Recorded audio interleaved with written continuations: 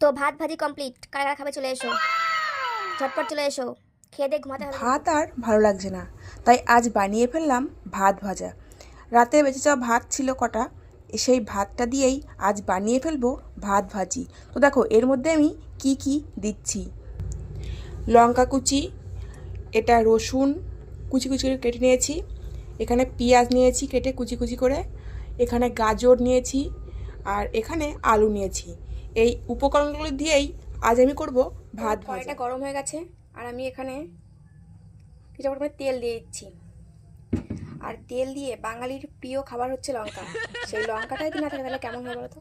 তাই শুকনো লঙ্কা আর কেটে রাখা সেই কুচানো লঙ্কাগুলো কিন্তু আমি দিয়ে দিচ্ছি। তারপরে দেবো আলু, আর এরপরে যে গাজরগুলো কুচিয়ে রেখেছিলাম সেগুলো দিয়ে দিচ্ছি।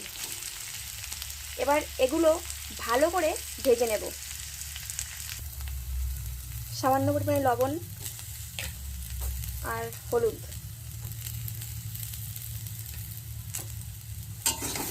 এগুলো অর্ধেক ভাজা হয়েছে আর তখন আমি পেঁয়াজটা দিয়ে দিচ্ছি, আর যে রসুনটা কুচিয়ে রেখেছিলাম সেটা আবার দিয়ে দিচ্ছি।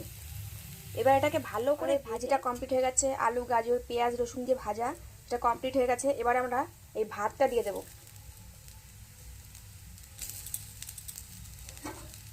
এই ভাতটা দিয়ে ভালো করে আমরা নেড়ে দিয়ে নেবো। তো আমাদের ভাতটা ভাজা কমপ্লিট হয়ে গেছে, আর শেষের দিকে একটু গরম মশলা আর একটু জিরের গুঁড়ো দুটো একসঙ্গে মিক্স করে নিয়েছি। তো আমি এই মশলাটা দিয়ে দেবো।